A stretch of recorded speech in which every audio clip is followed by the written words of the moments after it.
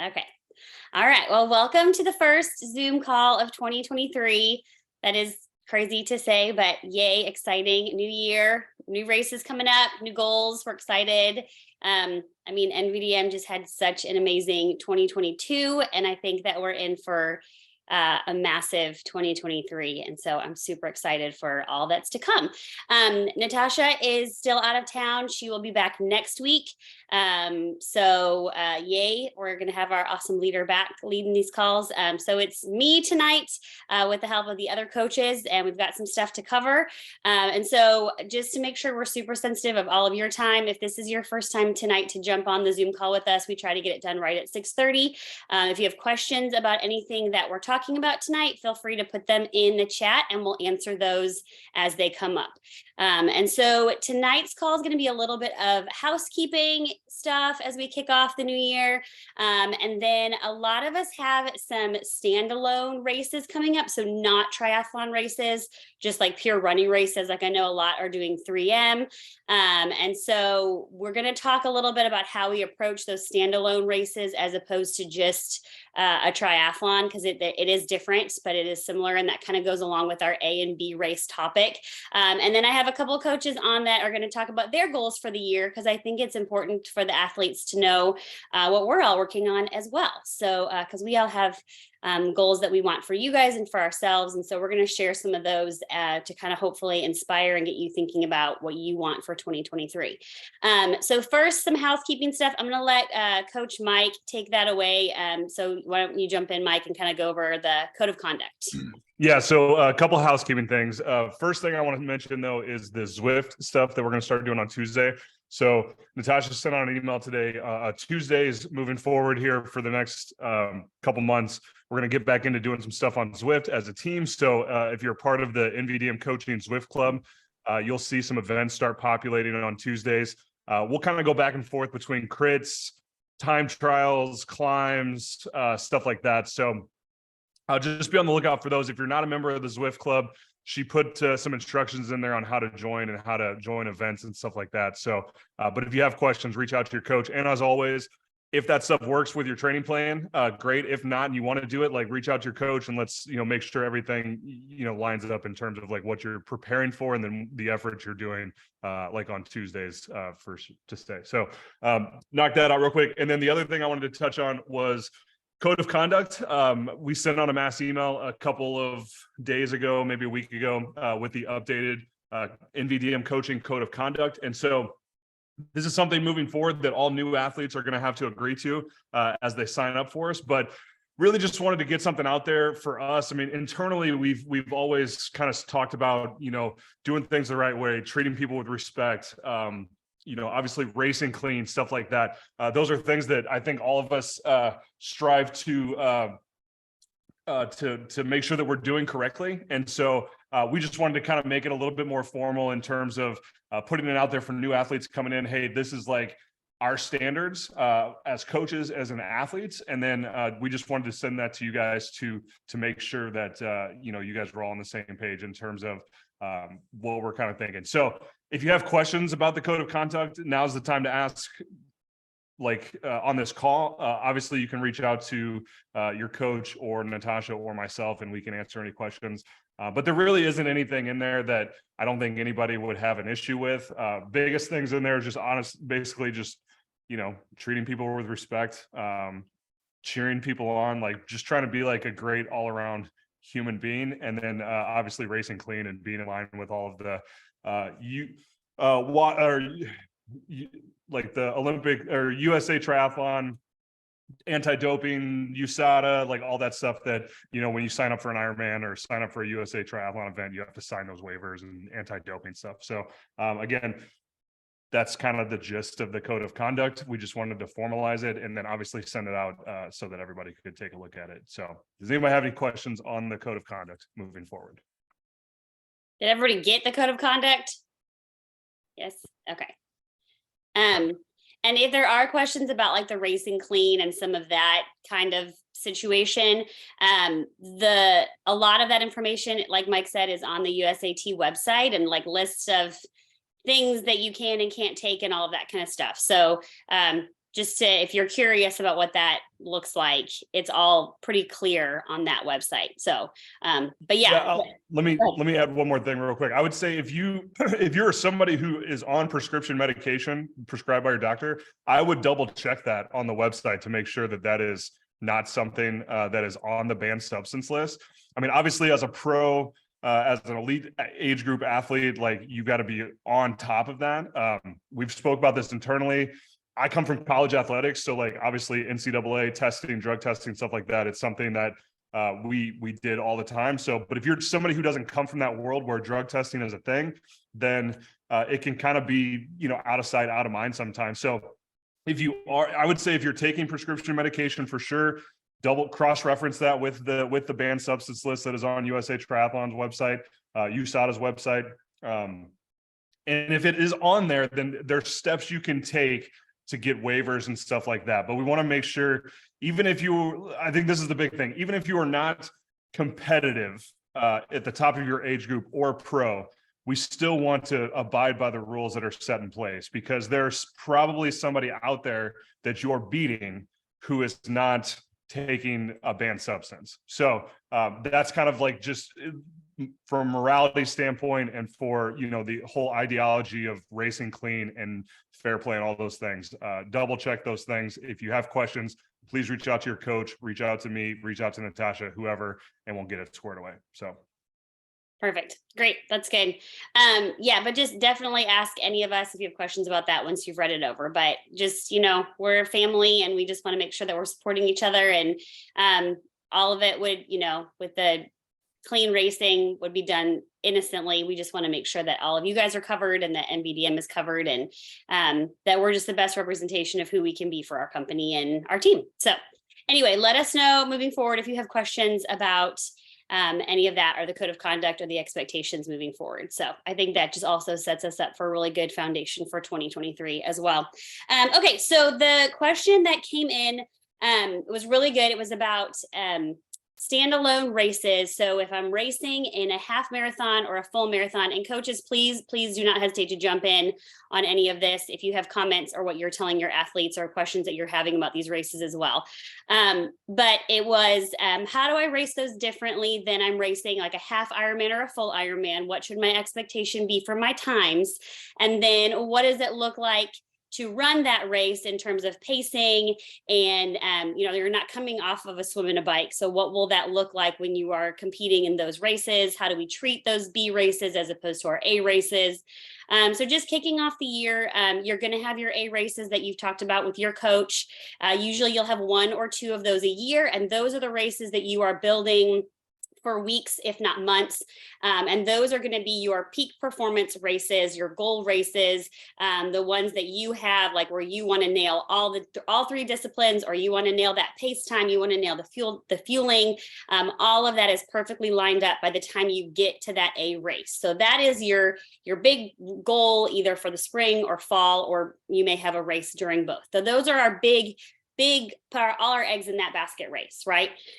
So leading up to that, we do like to throw in some B, and even there's C races as well, but we like to throw in some of these B races to test how we are doing on the way to the A races. So your 3M that you're running, your half marathons, your marathons you're running in the next, well, you shouldn't be doing a full marathon, but your half marathons you're doing in the next couple of months should be practice setting you up for your big A races down the road.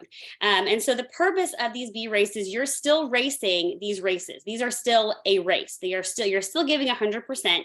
However, you're probably not going to be at peak performance, which is fine. You're not supposed to be yet. You're not there. You're not to the A race. So that's okay.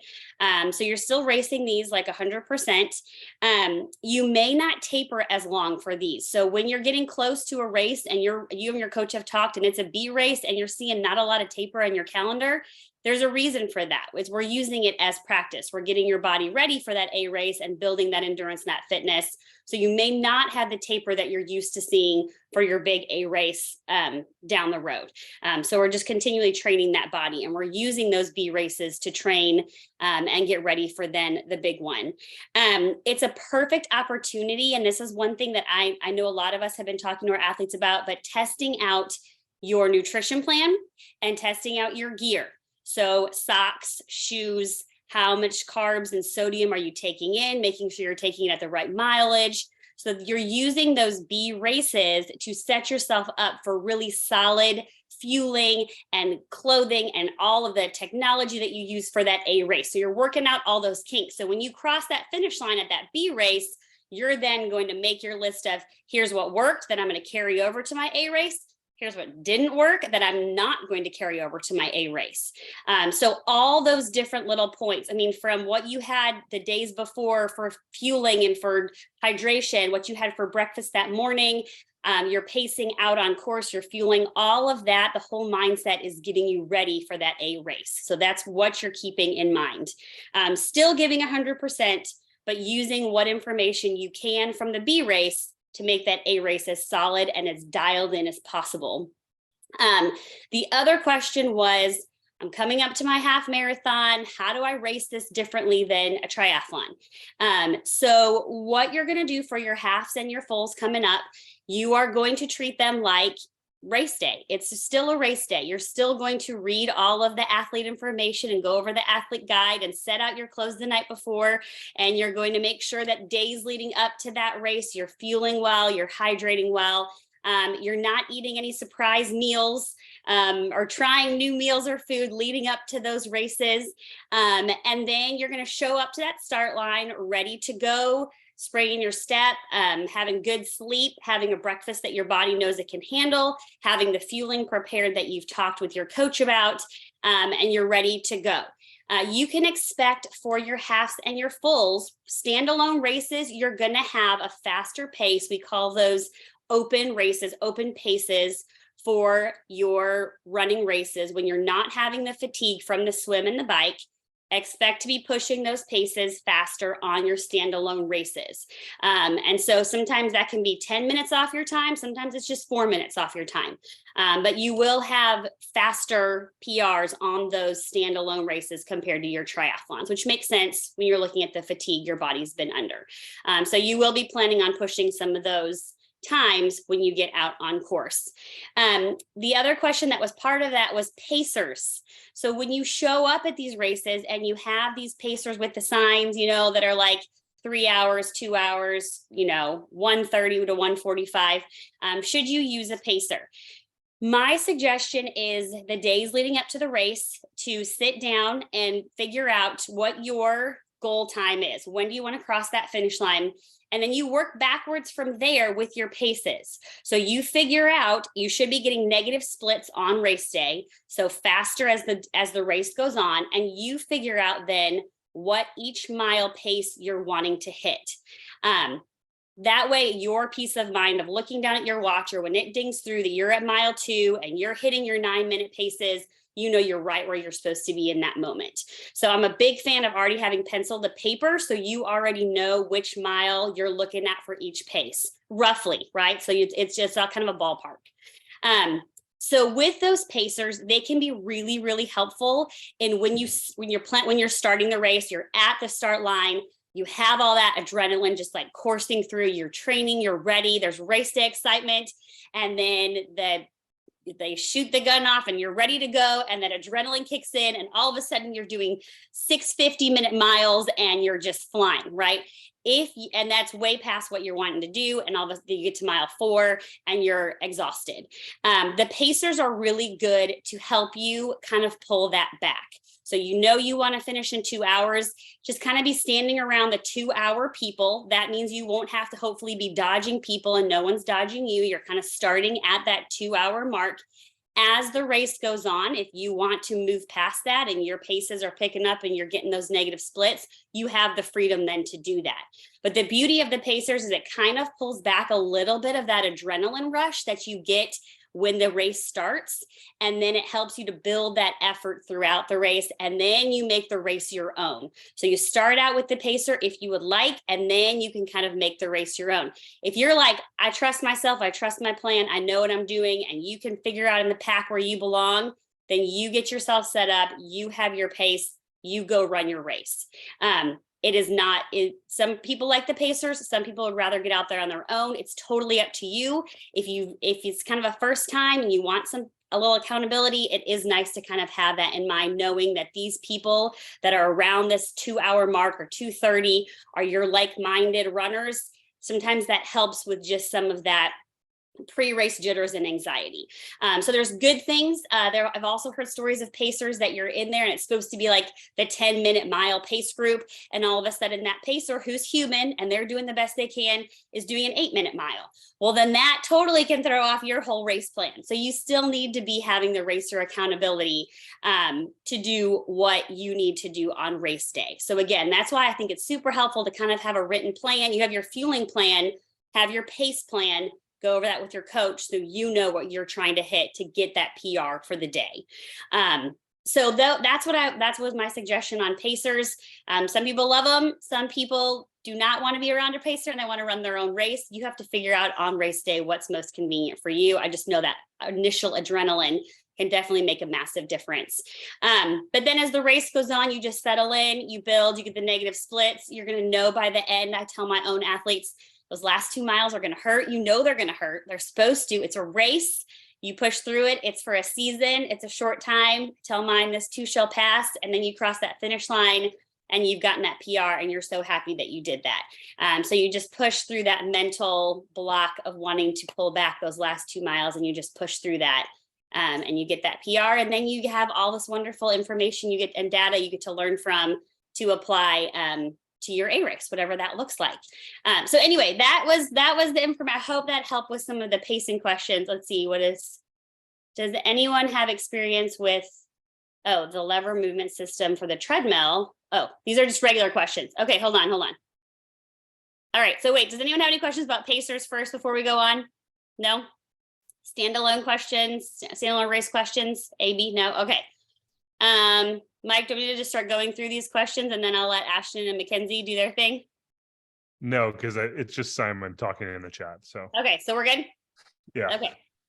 Could you speak to any techniques to train your gut during the off season when training is less intense and shorter?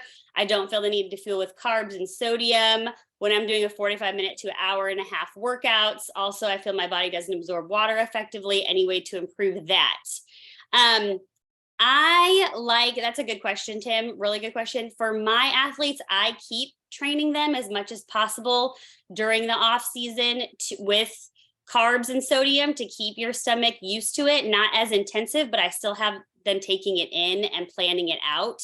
And so I do get where you're coming from on that, but it is good to keep training that gut even through preseason. Did you have anything, Mike, for that?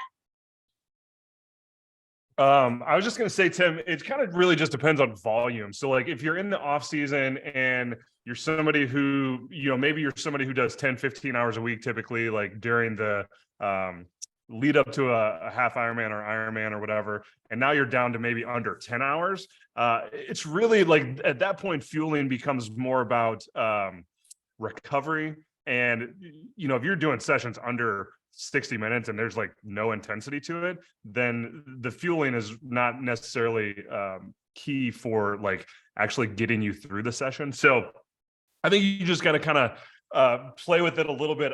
I've got that carb chart that I've sent out a bunch of times, and I think it's on the website or on the fueling document that we use. Anyway, that kind of gives you an idea of like, if you're doing a session under an hour, you probably only need maybe 20 to 30 grams of carbohydrates. And then it kind of starts going up from there. That chart is actually probably dated and needs to be updated, but the lower end's probably okay. But does that kind of answer your question, or am I not making sense? Yeah, that's good. Okay. I think also too, with like those shorter sessions, like what did you eat and how much did you eat, like leading into it? So like if you did it first thing in the morning and you just had like an English muffin, then 60-minute workout, you really might not need a lot of low intensity. Then and so some of that is playing around with it too. Whereas opposed if you eat English muffin, then you go climb the Alpe d'Huez and then you go and do like a 5-mile run, then you're going to want to add some carbs in there. So I was going to say it's pretty individual in that scenario too, because like Tim, if you're doing a ride in the morning for 45 minutes and then you need to go swim like 5K or something in the afternoon, like you're going to fuel that differently, right? So I would kind of maybe just talk with your coach specifically about how you should be fueling some of this off-season work. But yeah. And I would say too, for like when we're talking about the standalone races and the B races, if you are doing like the 13 and 14 and 15 mile runs, getting ready for the half marathon, then try to be fueling those like you're going to fuel on race day, because those, like that specific block of just run, getting ready for that, even though we're doing swims and bikes in there too, we as coaches are getting you ready for that half marathon.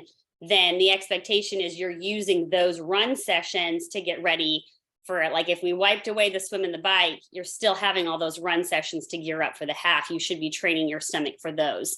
So if you're like putting in enough B races in the off season, you're still doing some of the gut training with specific races like a half marathon. Does that help? Yeah, that's good. Okay. Good. That was a great question. Nice.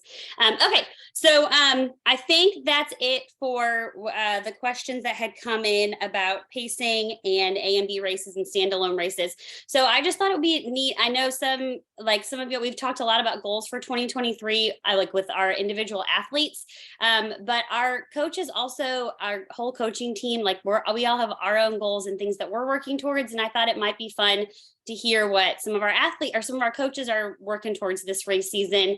So you can encourage them and ask them how they're making these big dreams come true for them this season as well. So Ashton, I'm going to let you take it away first with some of your big goals. And also y'all, just so you know, I told the coaches, these do not have to be race specific. So if there's something else that they're working on this year to help them be a better triathlete, well-rounded, then that's kind of thrown in the mix for the goals as well. So go ahead, Ashton. So I will say all the goals that I'm going to share with you guys have nothing to do with races for me. And it's funny because I've had a few conversations with some other people recently about just being more intentional about what it is I want personally, professionally, all of those things. And so none of these are race specific goals, but ultimately the idea behind them was that they would help me translate those into sport. So my first, and some of y'all may have seen this on social media this week, is I'm choosing just one thing every week to really dial in and focus in on. So this past week was swimming, I was getting to the pool every day. And so it's just choosing one thing every week that I'm going to focus in on. And that is kind of where I'm able to put my mind and put my perspective. That way it's not like I have this big stretch goal. Okay, how am I going to get there? Well, ultimately the way you're going to get there is week by week, day by day.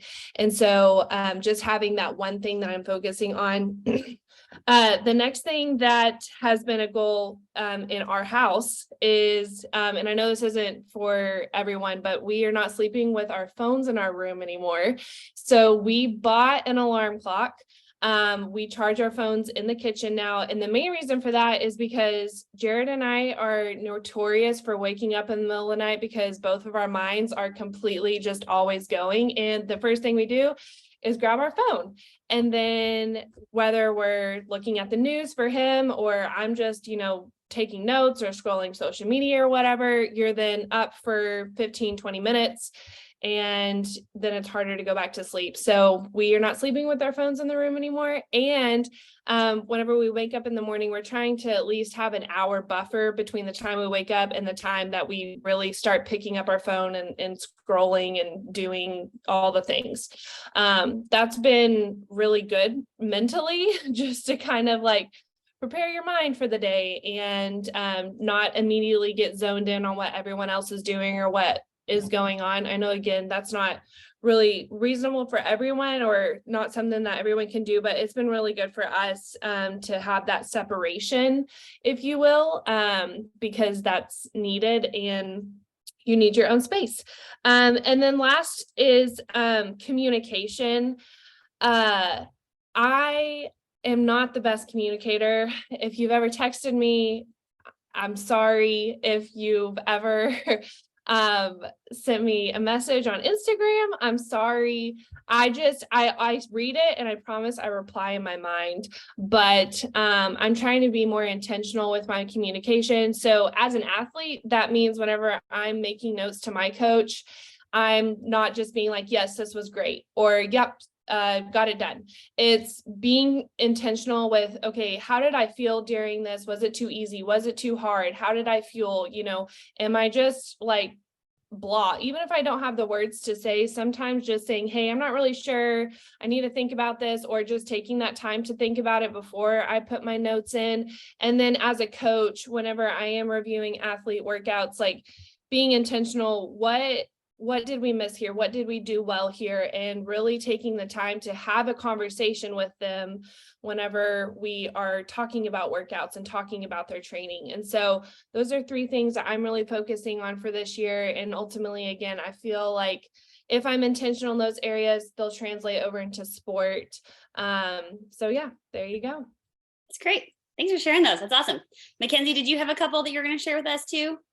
Yeah, I'll go really quick because it's kind of perfect because mine are primarily race specific. So that's perfect. Good job. Nice. That worked out well. Yeah, it worked out perfectly. Yeah. I am in agreement with Ashton. I feel like my race specific goals are going to translate into my personal life. And so this year I was blessed to qualify for the 70.3 World Championships in Finland. And so this year I want to be able to do double World Championships. So my goal is to do Finland in August and then qualify for Kona at Coeur d'Alene this year for a full Ironman. So with all of that, there comes a lot of discipline, a lot of time management for work and training. And so I'm just excited about those kind of lofty goals. And I'm excited to have the community around, check in, make sure that I'm following through. Obviously, and there is a lot of diet, nutrition, like I said, time management. So I'm pretty confident that this will be able to roll over into all aspects of my life. So looking forward to 2023 with these big goals. Love it. That's good. Thank you. Very cool. Any other coaches that had anything that they wanted to share goal wise? No, we're good. Okay. I can go with one of mine. Oh, go for it, Julz. Yeah, do it. So one of my, I have a lot. I'm very goal oriented, so I have a lot. But one of my biggest ones is drinking water before caffeine in the morning. And I'm on a week-long streak right now so far, but that is a big one for me, is drinking water before caffeine in the morning. So. Okay, so all Austin athletes, you heard Julz say that. So when you see her in the morning at the pool, make sure you ask her if she's had her water already. So the accountability is there, Julz. Yeah, I'll see you all at 7:30. Good. All right. Well, that puts us right up close to 6:30. So we'll wrap it up for tonight. But I hope that the coaches sharing some of their goals with you maybe got you thinking about some race day and non-race day things that you can be implementing for yourself for 2023. Or if you're like, hey, I have the same goal, feel free to reach out. Even if like that coach is not your coach, like reach out to that coach and say, hey, how's it going? Is there any suggestions that you have? I have the same goal. I'd love to hear how you're making it work. So again, like we want to build the community of having the open conversations and open communication. So feel free to reach out to any of the coaches that you have similar with. Oh, Dottie wants to know how much water you're having, Julz. 16 ounces. Nice. Good. That's good. Perfect. All right. Well, we hope you guys have an awesome week. Natasha will be back with us next week. And happy training. We'll see y'all in a week. Bye.